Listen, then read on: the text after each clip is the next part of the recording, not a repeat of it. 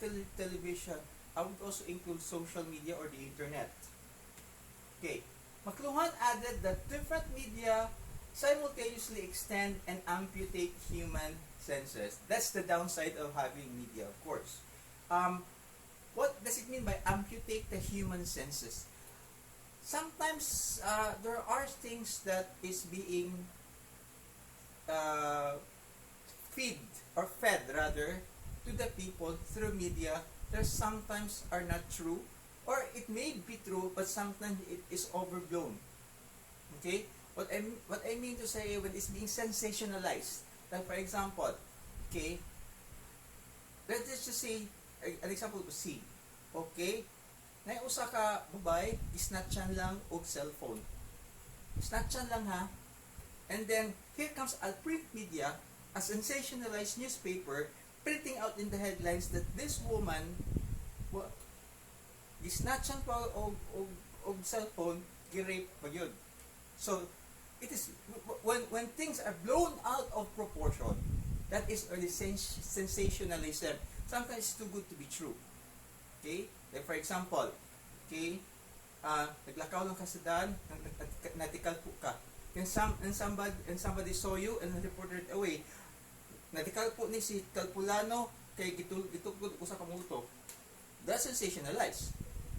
Okay? Part of it is true, but part of it is not true. Okay? New media may expand the reach of communication, but they also dull the user's communicative capacities. Yeah, I do agree with this. Social media here, in this part here, does that. Okay?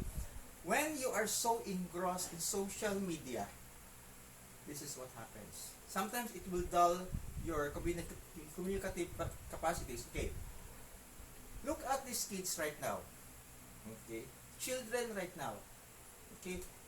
Most children do not go out and play anymore. But although here in my community I do see a lot of children going out and play, but in most communities, most of the children, especially at this time we are in quarantine, so most of the children are inside their homes, in front of their cell phones, in front of their gadgets, using the internet, playing games or whatever, or looking at social media, and at the same time, it somehow puts a barrier between the child and you. Okay, I've seen some shows, okay, on TV that some children, when you take out their gadgets, they get wild. Okay, and that's very bad. Okay, I would suggest that if you want to use social media, you still have to have that effort of communicating with others. Okay, you have to be very very sensitive to use to make social media as not to be taking over you, but rather you being in control with social media. Okay, new media or social media is neither good or bad. Okay, it only depends on how you use it. Later on, I will explain that much further. Okay. Then we go to the global village and cultural imperialism. Okay. Okay, especially in cultural imperialism.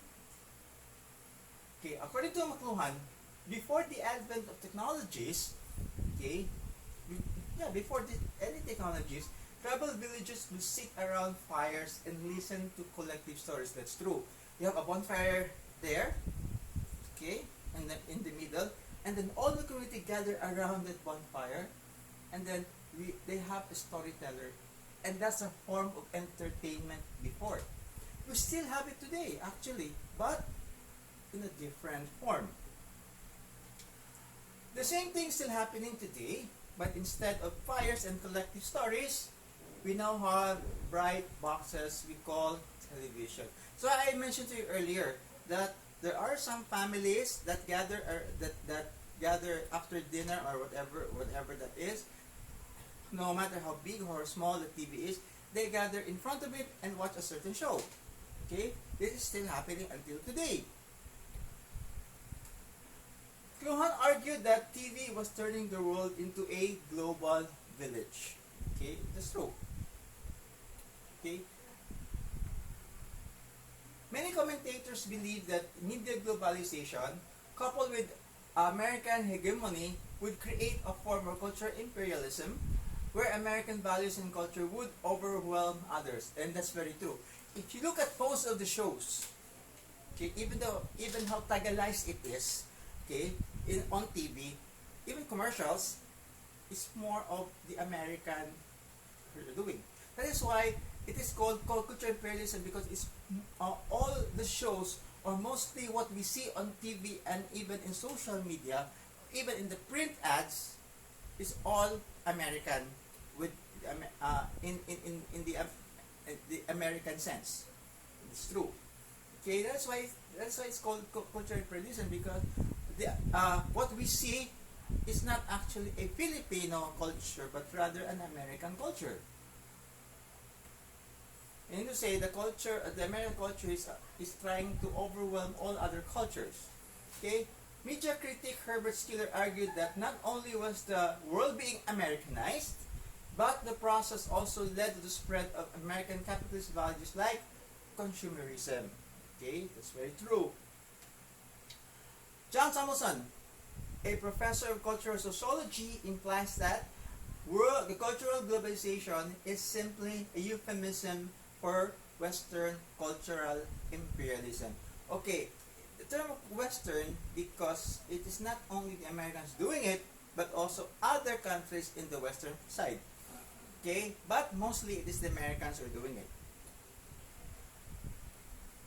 Okay, social medias and the creation of cyber ghettos. Okay, when we say ghettos, these are communities like kung